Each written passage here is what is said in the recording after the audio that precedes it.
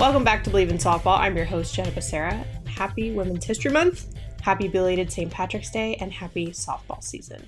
However you got here today, whether you downloaded an audio version on Apple, Spotify, etc., or you're watching on YouTube, thank you and welcome. Subscribe and rate the show wherever you get your podcasts. Follow us on Instagram and X at Bleav in Softball. That's BLEAV. And of course, the merch. Click the link in our bio on either page or go to shop.bleav.com to purchase. There are 3 different shirts available. All right, let's go through today's batting order. First, we'll cover our bases. I'll share some call outs. Then we'll head into today's interview with Taryn Kern, Stanford infielder and fellow Tree and California kid. Super fun. Then we'll end things and bring it home with wrapping up with some final thoughts. All right, let's go. Covering our bases. BetOnline is the world's most trusted betting platform and your number one source for betting on all the madness. Whether you're a seasoned fan or a first-time bettor, BetOnline is your ultimate game day companion. With the largest selection of odds on everything from college basketball to a $200,000 bracket contest, BetOnline continues to be your number one sports betting source. From every Cinderella story to every hat trick, BetOnline has you covered with odds, stats, and more for every game, every play, and every win. BetOnline, the game starts here. Softball starts here. Every weekend, it feels like. And for me, this past weekend was really interesting, and I wanted to share a bit about it. So it's an interesting time of year, first of all, for many reasons, because in softball, we're obviously shifting from preseason to conference play. But then in sports overall, it's crossover season with the winter and spring sports. So it's March Madness on the basketball side, but there's also several others competing still and going for it in the NCAA tournament soon. So I actually called events for 3 different sports in 3 days for the ACC. Friday was Pi Day, 3/14. Stanford women's gymnastics had their senior day. It was a rematch with Denver, who they walked off to beat in regional finals last year. Then it was another Stanford softball Saturday, as usual, really. They hosted Nevada. And then a Sunday fun day with Stanford baseball's first ever ACC series sweep. They hosted the reigning ACC champs in Duke. So I think the Stanford wins across the board. I'll take that as a good omen for my presence at all of those this past weekend. But I think what it reminded me of is that I really like the perspective of weekends like this because it gives me that perspective on sport as a whole. So telling the stories of athletes and coaches and programs, it's the best job. But learning about how different people compete, go about their business, live their lives, like that is really interesting and adds even more to it, in my opinion. So it's nice to spread the love a little bit, even if softball, of course, is our favorite. Speaking of the D1 Softball Podcast, we have another new episode with my co-host Amanda Lorenz out this week. We interviewed Oregon pitcher Lindsey Grine. She and the Ducks have been surprising people this year, and actually it's probably one of my favorite interviews we've ever done on that show. Seriously, so check it out. You can find it on D1 Softball's YouTube or download it on whatever audio platform you get your pods. In terms of what's coming up, I almost don't know what to do with myself because I have a very rare weekend off from broadcasts and in-person events. I have a bye weekend. Who knew that was a thing? But apparently it is. Full transparency, it's going to be nice recovery for me. You know, we talk about that a lot for athletes, as we should, but we all need to take care of ourselves too, with whatever our craft is and whatever we have going on in life. So I'm excited to actually get to settle in and watch more games live this weekend, especially more cross-country conference play. And I'll have an eye on quite a bit, of course, including the Florida State Duke series, for example. But someone who knows exactly what it's like competing across the country is today's guest. So let's head into the interview. She is a Stanford infielder, All-American, 2024 All-Pac-12 honoree, 2023 Big Ten Player and Freshman of the Year, Taryn Kern. Taryn, TK, I should say. I feel like TK99 is more appropriate. That's fair. Hello, thank you for having me. This is going to be fun. And I especially appreciate it. I know I was telling you before that you're doing this during finals week right now because I remember the days being on the quarter system. How are you doing? I'm doing good. You know, finals week, we're traveling this Thursday to Notre Dame, which is exciting, but just keeping up on the schoolwork and, you know, you just get it done. So Isn't that the truth? You just get it done. You find a way. That's for sure. But not Yes. everybody realizes with the quarter system schools like you guys, of course, you're dealing with finals during conference play, like you just said, but also Yeah, it's right around the World Series when you have spring quarterfinals. That was always something that's interesting to me, considering the semester schools, they just get to play softball by that time. totally. I think it was interesting too, my freshman year being in the semester system and being done so early before even, regionals started. And then coming to Stanford and having finals like the week or 2 weeks after the World Series. So that was definitely an adjustment. Yeah, I bet. I bet. Just another academic thing that Stanford has, pretty much. Yes, of Yeah. course. Yeah, 100%. Well, bless you this week, sending you all the good vibes. Oh, thank you. Thank you. But, speaking of the academic piece, you know better than most that it is such a huge part of Stanford, and you being the second transfer to ever come into the Stanford softball program. We know the acceptance rate's one of the lowest in the country, but the transfer rate's even lower. So through that process, how was your mental state, I guess, going through that entire thing? I mean, just like the transfer portal or just coming to Stanford? Both. Both? Both. Yeah. Yeah. Yeah, I mean, I think that recruiting initially for me, it was 2020, my junior year, as all of my class had it, kind of weird. Recruiting opened, and like there's no flights at that time. People weren't really doing a lot of recruiting, and I actually committed to Indiana my junior year of high school without going there. Yeah. Um, so it was a very different time. I never did a visit or anything like that my junior year. So to be able to go through the transfer portal and do visits, get to like talk to the coaches and visit the schools in person was actually great. It just gave me a great picture of like what it would be like, and to be able to even meet some of the girls like at Stanford, and obviously being 30 minutes away from home. So as much as it was, it's an exciting time, it's a stressful time, all the recruiting, it was also very rewarding, and I'm just happy I ended up here. Yeah. Well, I think Stanford would agree. They're happy you ended up there. Yeah. But also the hype around the transfer portal in general now is different at other schools. And for you, it's like you're the only one on the team, right? But it seems like you Right. really just joined this group so seamlessly. So from that perspective, transferring is one thing, but then transferring to a school that isn't really used to transfers is Yeah. another thing. So what do you think worked so well between you and the program? Yeah. Well, I think that um, Coach Alistair really does. A lot of coaches talk about, recruiting not only for like your softball skills, but just who you are as a person and what you bring to a team in that respect. And I think that Coach Alistair does an incredible job. I mean, I came here and I knew that something I was looking for the second time around, with picking a school was the team camaraderie, the culture, because you underestimate how much you're around that, just like in your college years and how much that shapes your experience. And so I knew, like, coming on the visit, I'd met a bunch of the girls and they'd just all been so welcoming. And I actually have a teammate, Ella Murchison, who's in my class that came to Stanford. So to get like her inside perspective of that too was great. Um, but yeah, like I even had a Zoom call with my class when I was first coming, and it was so funny. We got on the Zoom call with the other six of them, and they were just giggling and laughing the whole time. And I was like, just looking around the Zoom call, just smiling, like, oh my gosh, what's going on? And they just seemed so fun. And it was totally true to who they are as people now. But they really just all just accepted me with open arms. And to even be able to get close with the freshman class coming in, kind of as a newbie, and integrate with them was great. So I would just say that the coaches and the team, it just speaks to their character and how amazing they are. Just, yeah, being accepting of me and being like the first undergrad transfer. So The universe works in interesting ways too. The fact that, like you said, it it was does. so close to home, but it's not Yeah. somewhere where you were going to camps and really looking into Stanford prior to going to college. But then all of a sudden, Yeah. you travel maybe 2,000 miles first to travel 20 miles away, let's say, in the end. Right. Right. I know. It's crazy. Crazy how that all worked out that way.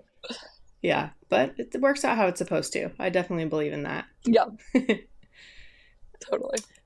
Well, other than, for those watching the video, they can clearly see your beautiful background. I know exactly where you're sitting. You told me before we jumped on too on campus. I feel like I'm just in Menlo Park. I'm not even far. I should just get down the road and come and meet you in person. But what other things attracted you to Stanford in particular? You've already touched on a few of the ones that I could relate to, obviously having made the Yeah. same choice. But what else? Yeah, well, I think, yeah, I touched on the team culture and the coaches, but I think also, the academic opportunity at Stanford. And I don't think that there's a lot of athletic programs, if any, out there where you get the same experience when you're on a top team and you get a top education. So it's just the duality of that life. It's obviously hard to manage, but it's so worth it in the end. And even in my classes, just being able to be around just some really bright individuals and people, and learning from some really cool professors and just having those opportunities. Yeah, and it being close to home, it worked out for me in the end, which is great. Yeah, it's been cool seeing. I'll see some of your family members at the games, and you can see they're wearing like their shirts for you and Yeah, all of those things. And I'd imagine so cool. obviously they can do that more easily now, so that's always a plus. Totally. Yeah. Yes. But you're also in an interesting position because you've been at two different schools, yes, but you've experienced playing in three different conferences now. The Big Ten, the Pac-12, and now the ACC. Not a lot of people can say that. What has the Yeah. experience been like in each of those? Such an interesting position to be in. Yeah, I mean, there's a few ways you can look at the situation. I see it as just, it's so cool. I get to play all these different teams, go to all these different places, and like see so many cool fields from obviously the Big Ten my freshman year, and just like being in the Midwest, which is somewhere I hadn't really been before. And then coming back and playing in the Pac 12, playing at like Washington and some other cool places. And then now going to like Georgia Tech a few weekends ago. We'll be going to Notre Dame, and then Virginia Tech. So I think it's just a great opportunity. Super cool to see all the sides of the country. I think that, yeah, like you said, three different conferences. I've also been on three different fields now, which is funny, and will be True. four next year with our new stadium. So yeah, I'm just grateful to be like one of the only people to have all the opportunity to play in the different conferences. So It is. It's unique. And I love that you're embracing it yeah, because what else are you supposed to do, really? Like, that's what's going to make it the totally. best. Yeah. What was your favorite place? I mean, you have some places still to go in the ACC. So, what are you looking forward Yeah. to the most for that? But then, what were your favorite places to travel to in the Pac and in the Big Ten? You might have already said them. Ooh, okay. I'll start Big Ten. Michigan was super cool. They just have really cool athletic facilities, and their softball stadium was really nice, big, lots of fans. I would say Michigan was my favorite there. And then Pac 12, going to Washington was really cool. The environment was great. And my family's originally from Washington, so I had all sorts of family members come, and that was just awesome. Like there was like 25 people there. My uncle went to Washington, so just to have those connections, and then like just the beautiful scenery of the Washington's So softball good. field, I'm sure you know. Yes. And ACC, I'm looking forward to actually I'm looking forward to going to Virginia Tech because one of my close friends plays on that team, so that'll be super fun. It's super fun to play your friends in college that you've known for a while. Yeah. So yeah, I'd say that's the one I'm looking forward to, and they're really good this year too, so it'll be a great matchup. Oh, yeah. We're definitely all excited to watch it, let alone you actually, get to Yeah, spend time with friends. That's obviously a plus, too. I know a lot of your teammates were excited about going to Boston this year. Obviously, the ACC tournament's at Boston College, yeah, but you guys are going to be there for a while because you're playing BC right before the tournament, too. And you might go to a Red Sox game, but then Kylie Buckley's family. There's so many other things, too, that are yeah. pretty cool. Totally. I'm super excited about the Boston College weekend. And yeah, we're going to spend that week between our series on the weekend and the tournament in Boston. So that'll be great to explore. And like, what a cool place to be able to go to for athletics, like coming from California. So Yeah.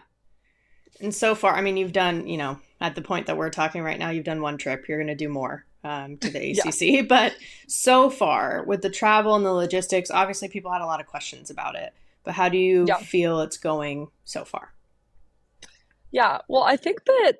It's interesting because a lot of sports, it affects them differently. I know I've talked to some of my other athlete friends at Stanford, and it doesn't affect them at all because their sport isn't big in the ACC. And there's other teams like softball where we play like the Friday, Saturday, Sunday. So where it affects us a little more, right? Because we leave on the Thursday, get back Sunday late, versus a sport that plays, one game on a Saturday. So yeah, like you said, we've done one trip to Georgia Tech, but it worked out great. We had a direct flight to Atlanta on Thursday, so that was great. And we got back a little bit later than usual, like 12:30, 1 a.m. on Sunday night on the back end. But it wasn't too bad. And it's fun to go to new places and experience like the other parts of the country too. So it was cool. Yeah. And you mentioned your home field, obviously, right now. It didn't even cross my Yeah, mind. You're right. You're going to be on 4 different fields, which is insane in your I career. know. But so cool. So cool. So unique. So cool. But everybody's also asking, even me, about the football stadium and how it Yeah. is. And from my perspective, calling your games and being able to watch, it's been awesome. But actually being down on the field, how has that experience been? I mean, it's so cool. Like you look up and there's just thousands of seats around you. And even just like the media, them being able to play, all the fun little things, and you see the scoreboard on like the big football screen, and like hear your walk-up song super loud. It's just been so cool, and just an experience we're all so grateful for because I don't know if that's ever been done in softball history. So I don't know that it has either. And I know Coach Alistair is really grateful because a lot of times when you get your stadium reconstructed the way you are, you're not on campus that year. You guys have to yeah, travel somewhere else or do totally, whatever, but not you all. That says a lot about the administration and just the investment into the program. totally, yeah. Yeah. What do you think is the biggest adjustment you guys made going from, the standard Boyd and Jill Smith family stadium experience you're used to, more of a straight up softball field, to the football stadium? Was there that big of a difference? I mean, speaking from a lefty experience, I love the closer right field fence, and it actually, I feel like it benefits our team because we have so many lefties compared to a lot of other teams, and a lot of lefties that are power hitters and can hit home runs. Um, so I think that's been a fun thing, just like a fun side thing as a lefty hitter. But I think overall, like it's just more so been a cool experience. No crazy adjustments, just something to be grateful for. And obviously like the external things, they come to play when you're playing, but ultimately as an athlete, you work really hard to make sure you are staying consistent regardless of where you're playing, or if you're at home or away or in the World Series. So I think just yeah, adjusting in that way. But it's been awesome. Yeah. Spoken like somebody who's leading the team in home runs, that you're pretty excited about that right field fence. Oh, definitely. But I always point out to people, so obviously at Boyd and Jill, it's 205 down the lines, right? And it's still that way in left field where you guys are playing now, still 220 in center, and it's 190 in right. But I always point out to people, other fields are 190 down the line all the time. So the Yeah, fact that it's 190 in right for you all is just now a little bit more quote unquote normal, I guess, or more common totally. than it was before. Absolutely. And I think that people don't realize that how much like the field dimensions can actually affect, because the difference between 205 and 190 is huge, right? Yes. I mean, especially when you're looking at like Oppo home runs or home runs that are more like line drive and looking at those. But I don't know if you would agree with this, but I think that in Boyd and Jill, like the ball just doesn't fly like other fields. And it's something that like works to our advantage because we have a great defense and a great pitching staff. So I think that it's something that like it works great for our team, but it's something that like you don't necessarily see when you're looking at stats and comparing them, because everybody plays at a different field with Yep. different dimensions, just like how we probably have a lot more triples than Mm-hmm. a lot of other teams in the NCAA. So I think it's all just relative, especially stats. You know how it is in athletics and college softball. But yeah, I think if you have the perspective that it works to your advantage, it does. And we have a great outfield, and I think that last season even training in that setting prepares you for all field dimensions when other teams training in the 190 setting doesn't prepare you for the bigger field and knowing where the fence is and catching everything. So True. Very true. yeah, And the high wall. I don't know if people yeah, realize that part either about Boyd and Joe. I remember yeah, asking for years, I was like, how tall? Do we know how tall it is? And everyone was like, I think it's yeah, at least 8 feet, if not more. That's a factor too, though. It's not robbing totally. home runs is a little tougher defensively, but it's harder to get out. I've seen plenty hit the top of the wall. I've seen you hit the top of the wall Oh there. yeah, plenty of times. We've all hit the top wall, even at practice. Yeah. You're just BPing and you're just going from like top of the wall over top of the wall, and you're just like trying to get that tiny little margin of a difference. So It's so true. I mean, this is where we get into like the nerd stuff, but it feels on brand, right? It feels on brand yeah, for this episode. oh yeah, But yes, you're right.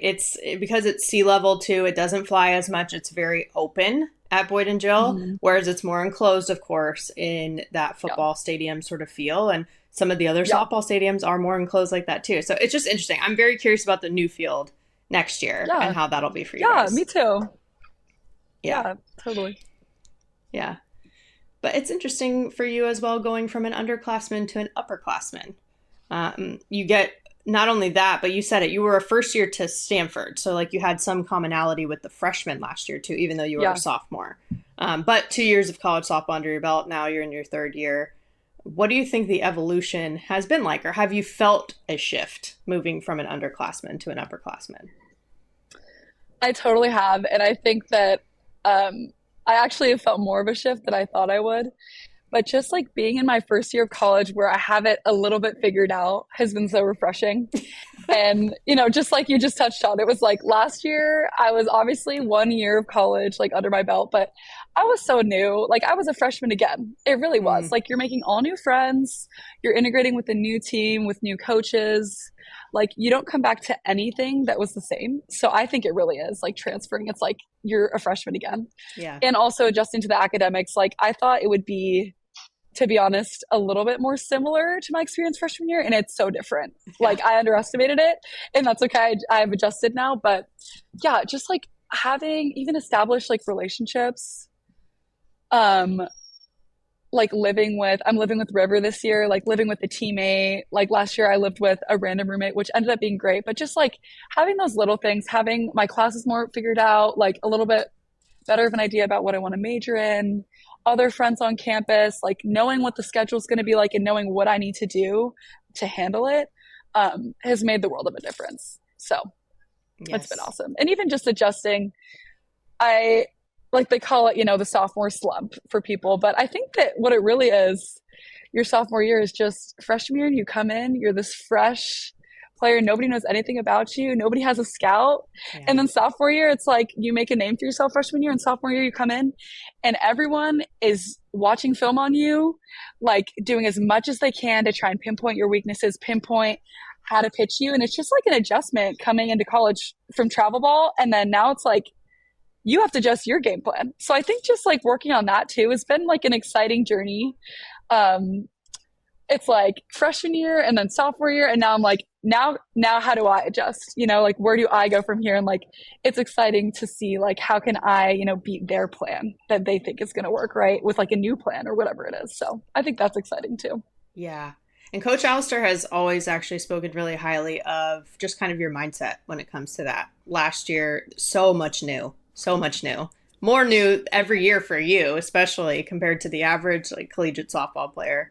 But she's always talked about just the maturity of understanding the perspective. Like it seems like you have a lot of perspective. Do you feel like you're a mature softball player?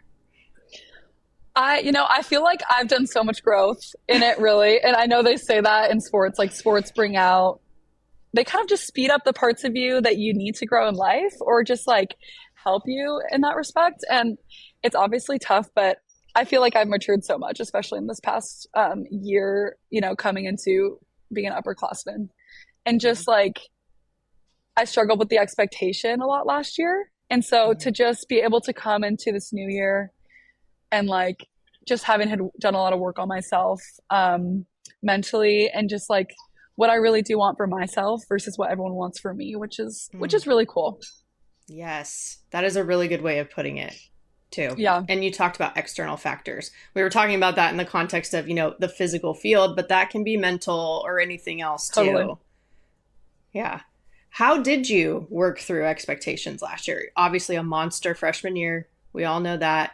But then coming into so many new aspects in addition to coming off of such a great year. How did you kind of think through that and work through that? Yeah. Yeah.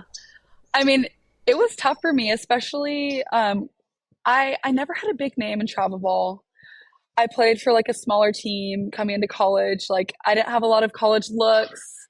And so to come to Stanford and have like that expectation and like hear all the media, oh, like Stanford offense, all these things, which it was just it's something I grew through and like it really pushed me to like I was saying, like look internally and like um I guess yeah, just like how to focus on what I was trying to do and kind of push those things away. And even if you want to look at stats, like having a freshman year like that, it's hard to ever do that again. Like the kind of stats to put up like that, I actually talked to one of my sports psychologists coming into Stanford, and I was like telling him about it, and he's like, I'm so sorry for you. He's like, to have to like have that is your expectation of how you like always want yourself to perform. So I think just to be able to overcome that and be like, that was an amazing year. It was my freshman year. And I was like telling the coaches this year, it's been so refreshing to like put that behind me and just focus on being this new great version of myself versus trying to match some previous expectation, or of like that I have of myself or of that other people have of me. And I think that's really just freed me from like those expectations a little bit. I think you can see that. And I'm not even talking about your stats or your results or anything like that this year, even though they've been great. But I think you can see it just with your presence on the field. You just seem I not only appreciate that. more comfortable, but just relaxed, like you're enjoying it even more. Not that you weren't Yeah. last year. You were. You looked that way. But you can Yeah. just see it even more this year. Yeah. Well, last year I was enjoying it, but it was a little bit of a struggle bus. Even in the beginning of the year, I was like, I remember Clearwater and I remember Coach Allister, in our like post meeting talk. I don't think I'd gotten a hit the whole weekend. And she was like, TK, how's it going for you right now at the plate? And I was like, pretty bad. And we're all like giggling about it. And she's like, but you know what I can appreciate about it is you're staying in the fight, you're getting on base, you're getting walks, you're getting your hit by pitches and just like doing whatever you can, even when it is tough, because it gets tough for everyone in the box, and just like continuing to give yourself an opportunity and help the team in the ways that you can that day. So, but yeah, but I appreciate you saying that because I have been having a better time this year and just more focusing on being present and enjoying my time and just being the best version of myself this year. So, Yeah. Yes, just doing whatever you could. You did a really nice job of that last year. I mean, thank you. we're also, this is all relative. You're like, yeah, it was tougher sophomore year. You still were all Pac 12, all region, all of those things. But, and it's also the way you felt while you were going through it, though, too. But Yeah. you setting the walks and the hit by pitch are fascinating. Like, that was so interesting to talk about last year, just because you're saying, oh, yeah, I'm still getting my walks, but it was literally setting a program record with 58 last year, and you were hit 22 times. So I don't know how else to say it other than like, what's up with that? Like, why do you think that happens so much? Well, I mean, I think that anyone that's seen me hit can probably understand why I get hit a lot. I stand very close to the plate, and it's on purpose um, to just challenge the pitchers. And I actually I love it so much because it's like something that makes people so upset and like so annoyed. And I love it. It's like, that's the point. If I can get in the pitcher's head in any way, that's like the whole point of being a hitter. Like it's me versus you. Yeah. And like, if I already like have you thinking about when I'm stepping in the box, have you thinking about how annoyed you are, like I'm winning. And so I think that's just like a fun part of it. But yeah, I just like, I'll take a hit by pitch any day just because I'm getting on base for the team. So I think that's like the hit by pitches there. But the walks, I've always liked to see a lot of pitches. Last year I did take to two strikes a lot, more than I have this year. But I just like A walk is a hit. You're getting on base. Like I'll take a walk any day, and just like really working on having a good eye and like knowing my zone as well, and just putting a lot of work into that so I can be confident with two strikes, I think was like a big thing there. So Yeah. Does being in that leadoff role make you almost want to see more pitches, or is it no, that's just this is my natural, this is what just works for me no matter where I'm at in the lineup? I think it works out both ways. I think I like to see a lot of pitches, and then it helps the rest of the offense when I see a lot of pitches. So I think Yeah. it's just kind of a great fit, to be honest. It just worked out. You're like, yep, that makes me a Yeah, leadoff. Cool. yeah. I'm like, great, lead off, great. Yeah, that's great. I also used to like, not quite like you. I'm not gonna say it. I was as on the plate as you are from the left side. I was a righty, but I liked that too because I've seen you turn on inside pitches. As long as you can still hit that pitch, Totally. why not? You know? Yeah. Yeah. Yeah. And it's challenging that pitcher to see, like, can you hit that spot or are you going to leave it more middle? You know, Yeah. and a lot of pitchers, even though, like, because I'm so far on, the inside pitch kind of becomes more middle, right? And then the outside becomes more middle. Oh, wait, no. Sorry. The inside pitch is even more inside, and then the Yes. outside is more middle, right? So, like, challenge that pitcher's like, are you going to leave it, like, down the middle, even though it's more inside? Like, are you comfortable with that? Which a lot of them aren't, or, like, they hit you, right? Which is, like, part of the strategy. So, Yeah. Well, I mean, that's why you wear the arm guard and you got the exactly. Yeah. protections. So Exactly. I used to get so many bruises on my like Oh, front yeah. leg for yeah, just every time. And that was we didn't have the arm guard and stuff, although I didn't need it the way you do. You throw right, hit left, right? So it's a little bit different. Right. Right. Um, I would wear it when the occasional lefty at bat would come around for me, but I'm glad that you guys are a little bit more protected. Even the sliding mitts, I'm like, okay. When they Yeah. first came out, I was like, what in the world is that? It looks like an oven mitt to Yeah. me. But It totally does. yeah, now you guys have so many more things like that, which is good. No, it's great. Yeah. It is good. Yeah. Totally. But you said earlier that, you weren't this huge name in travel ball, in your opinion. But I've seen you talk about liking that sort of underdog mentality before. Yeah. Because Kaylani Ricketts played at Archbishop Midi like you did, and Yeah. Megan Grant from UCLA, I think you played travel ball with her, right? But so you've still played at this high level, but you like being that underdog, at least as an individual. What about it motivates you in the right way, do you think? Yeah. That's a great question. I think I've just always loved being that a little bit. And like my family's big on that too. Just like always being humble, um, always being like where your feet are. And yeah, I think just like proving people wrong and getting it done in those moments, like when people don't expect you to, is like a privilege. And it's just so fun. Like it's fun to prove people wrong and be like, who is that girl? You know what I mean? Yeah. And yeah, I love that. So It's funny because even though I work in the media space, I actually love when narratives are challenged, which sometimes yeah, maybe it is like proving a narrative wrong, right? I actually enjoy that. Maybe that's just the former player in me, even though my yeah, job now is to talk about some of the narratives. But I think, for you guys, when you're actually on the field, narratives don't serve anything, right? So yeah. what is that? Unless it's a positive narrative that, you keep kind of repeating to yourself, but you're almost selective in that way, which narratives you let take hold and which you don't. Yeah, totally. And I think that, and I mean this in the most respectful way, but like as a player, like you're tuning the media out because, Yep. like Coach Alistair says, like none of that matters. The only Yep. opinions that matter are the ones, she always says, the only opinions that matter are the ones in the circle, and it's all the staff and the players. And even like when it comes to parents, like we obviously love them and respect them, but they don't always know the full story. And um yeah, it's something that you it's important to tune out as a player and to just like stick to, you know, the ways you're confident in your team and your goals, and just like what you can do to achieve those. And I think that also Stanford does have a little bit of an underdog mentality too, and I love that. Like I think it works out perfectly, and I love how we're always the underdog, and people never really expect us to be the other team, or to win or to hit home runs or those things. So I think it's a privilege and it's exciting to be able to prove people wrong in those ways. Yeah. I mean, it's fun for me.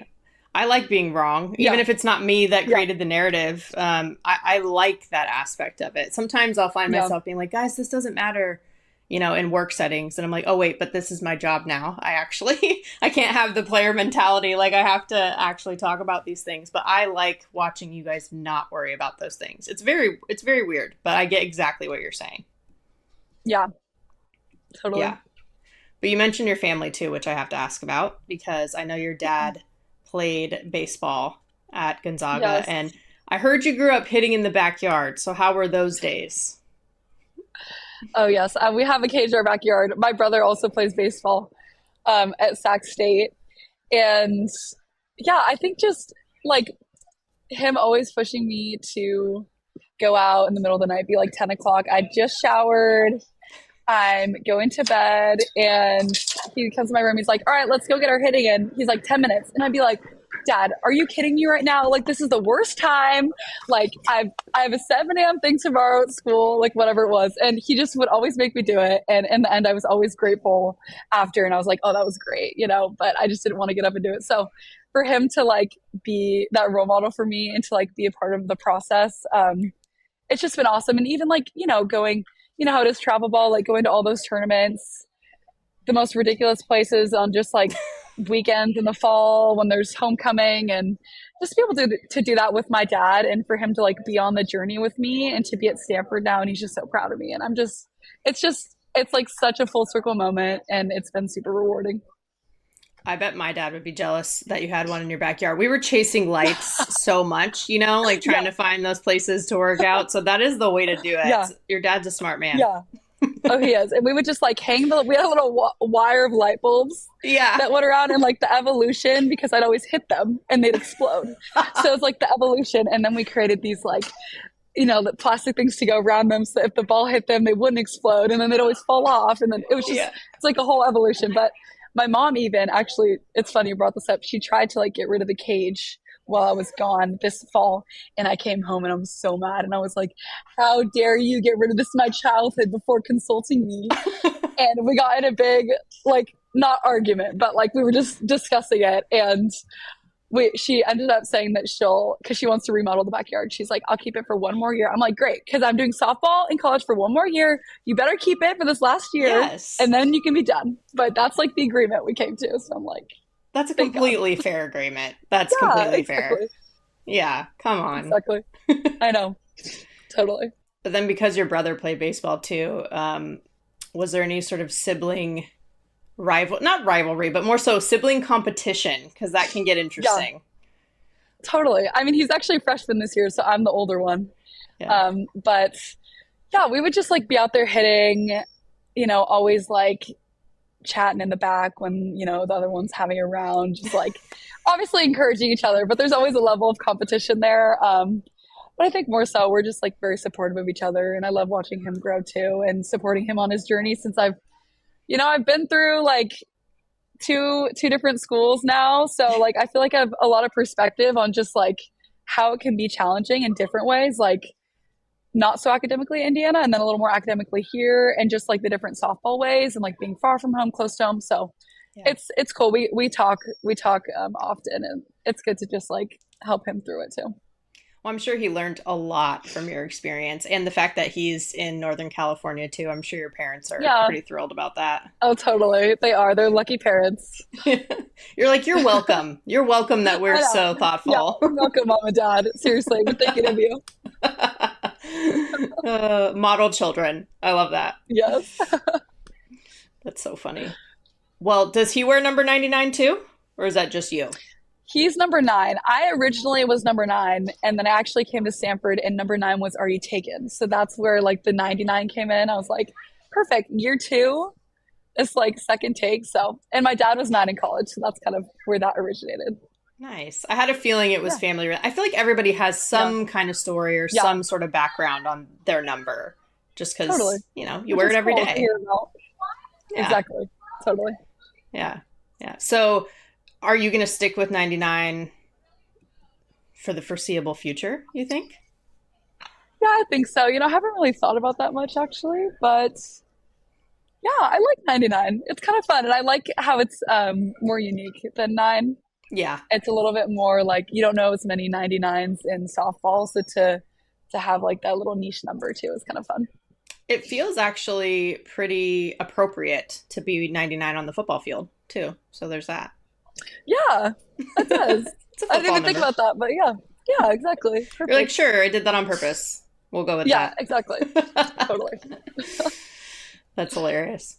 Well, being in the Bay Area too, I mean, you obviously came back, right? Like you originally Yeah. chose to go to Indiana, but then you came back. What is it about the Bay Area as a whole, not just Stanford, not just the family, but the Bay Area in general that you love?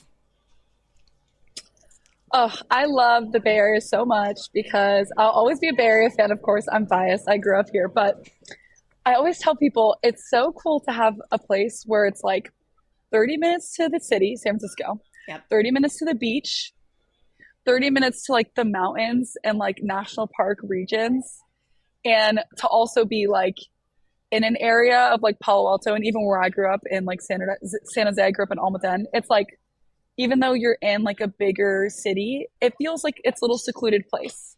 Yeah. So you have like the little downtown Palo Alto, but then you also like have the city and there's places to go and there's so many things to do. Like you'll never run out of things to do and places to visit. So I just like love, I'm such an adventurer just like as a person. So I just love how it just really helps me tune into like my exploring, and it's just such a fun place to be. Never run out of things to do. It's true. I mean, you're preaching to the choir. I'm originally from SoCal, but even California as a whole is kind of what you're saying in the Yeah. sense of there's so many different things. You can have mountains, Yeah. beach, desert, like whatever you want to do, it's Yeah. there for you. But the Bay Area in Yeah. particular, that is that way, definitely. Totally. And it's, yeah, California is so unique in that way and it's really cool. Yeah, yeah. Well, I agree. So that was an easy one. I had a Perfect. feeling we'd align on that. Yes, perfect. That's so funny. Well, I have to tell you as well, for anyone who's watching on the video version of this, you're very on brand with your glasses, being at Oh, Nerd thank you. Nation too. Yes. Thank you. These are like relatively new and everyone's like, oh, you look like such a nerd. I'm like, perfect. I fit in. You're like, great. So I love Yeah, to wear them. that's what I was Thank going you. for. Actually, I wore this shirt because I knew I was talking to you because I just got this Angry Tree shirt Oh my gosh. from Yes. the Love gymnastics Angry team. Tree. It's so Yes. good. It's so good. I love it. But I was like, you I know love what? it. She'll appreciate it. Not every guest Yes. gets it, but you do. Yes. Love the Angry Tree. It's perfect.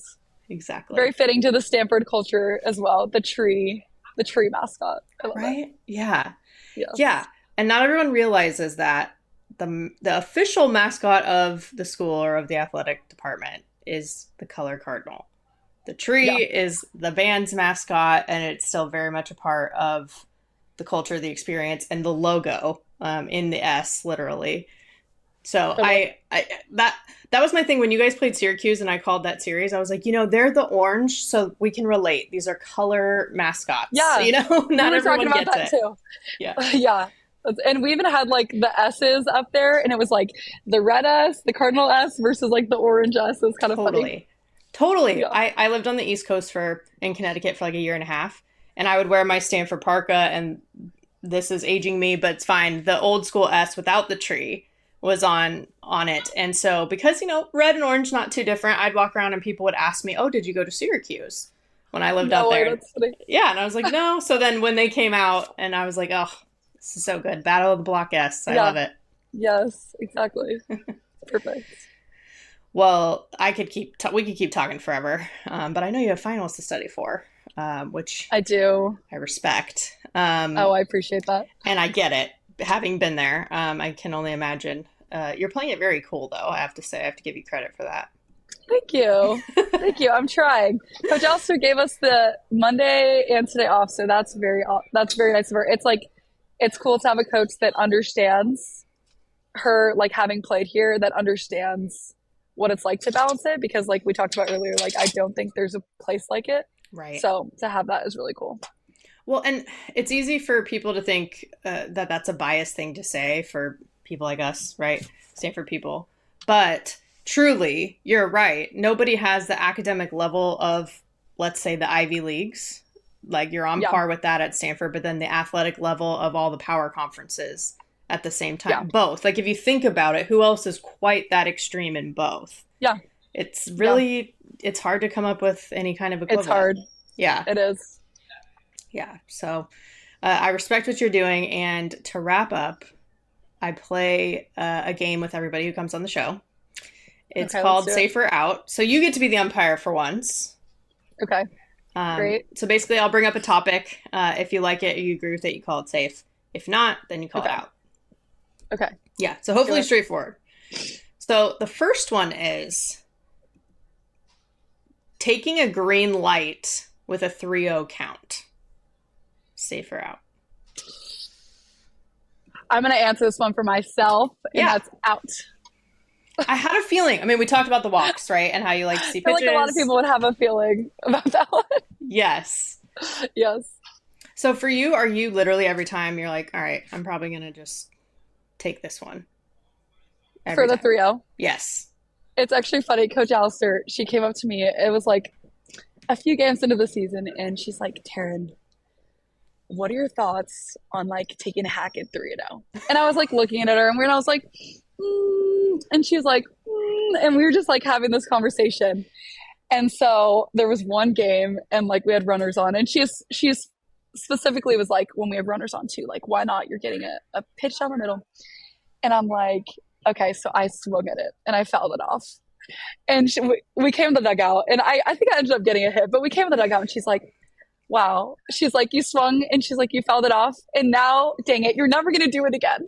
Because like I fouled it off and I didn't end up getting a hit on that pitch. And I was like, yeah, we'll see about that, but we'll see. Maybe in the future. I don't want to disclose that information to the pitchers. Oh, no. We'll keep that in the back pocket for sure. Of course. But yeah, I had to ask you because I was like, I'm really, really curious. Yeah. So, okay, that was the first one. The second one is, I think we already know your answer to this one, but, you know, for the official record, the transfer portal, safe or out? Safe. I agree, right? Yeah. Yes. Safe. Yeah. Yes. I think that it, you know, there is obviously a lot of controversy. It's shaped college athletics in a little bit different of a way, but just being someone that's experienced it, really benefiting me and like bringing me to a place where like I knew that I belong and I was supposed to end up in. I can only say safe for it. So thank you, transfer portal. Of course. Well, see, that was a 3-0 pitch down the middle for you, honestly. Yeah. But, you know, your perspective that you shared earlier, too, having been in the recruiting process during COVID, you didn't even get to visit places. Like, I think that's something that not everybody really realizes about some of the players who are still playing like you. Totally. So those types of things, too, like there are so many different factors that go into it. Yeah. Yeah. You just never know. And it's easy to judge on the outside, but you never know what's going on with an athlete, what their experience is, like what their home life is like, or even what the experience is at the school. So it's like, if someone's going to be happier somewhere else, like I say, let them, you know? Yeah. Yeah. All right. That's the second one. Yeah. Last one is bat flips, safe or out? Oh, I'm going to say bat flips are an out for me. That's like part of my like humbleness, just like ingrained in me from my family. Like I don't think I would ever hit a home run and be like bat flip right away, but it's even a lot for me to not like sprint out of the box. Yeah. That's like something that's like just happened for me, like with the 190 fence. I have to be like so sure that it's like nothing could possibly like happen, no wind or anything. But I do think it's fun though when like my teammates do it, or like, you know, like Joey did one the other day and that was fun. So safe for others, out for me. Yeah. And that's fair. I mean, also that's aligned with Joey's personality and not in an arrogant way, in a like just passionate way. Right. So if it aligns with you, it aligns with you. Yeah. Yeah. Yeah. What do you think your dad would do if you bat flipped after the game? He would immediately be like, oh, you're lucky that one went over. He'd be like, you better be careful doing that. Like, what if it doesn't go over? Like, he would immediately be like, you better be careful with that one. So, yeah, I don't know if I would ever dare. I can imagine. But I feel like if you and your brother were like pitching to each other, Yeah. Maybe you bust out like a bat flip in the Oh yeah. backyard. And Yeah. in like my hitting lessons or when I'm hitting on my own, bat flip every time on the last rep. Like once Yes. I'm getting that perfect swing, I'll bat flip right into the cage, like right into the side. I love it. So That's amazing. I love that. I love that a lot. Well, yeah. thank you, Taryn. This was awesome. I knew Thank it you so would be. much. I feel like we were overdue for this, honestly. So I'm glad that we were able to do Yeah, it. And again, you're an totally. absolute champion for doing this during finals week. So Oh, best of luck thank on you. I appreciate it. finals. Yes. Thank you so much. Thank you. It's obviously always fun for me to talk with the Stanford ladies. And Taryn, in particular, has had such a unique experience within and around that world. But I loved hearing her story and her perspective behind what we see on the field. That's one of my favorite parts about this show is getting to do that. So with that, let's bring it home. You've been listening to Bleav in Softball, part of Bleav Network and presented by Bet Online. The show is available anywhere you get your podcasts, wherever you listen, including Bleav.com and YouTube too. Subscribe to the show, rate the show, write a review if you liked it. Follow us on X and Instagram at Bleav in Softball. Again, that's BLEAV. You can reach out to me personally on X at Jenna Becerra01 and Instagram at Jenna Becerra as well. As always, thank you for tuning in and catch you soon.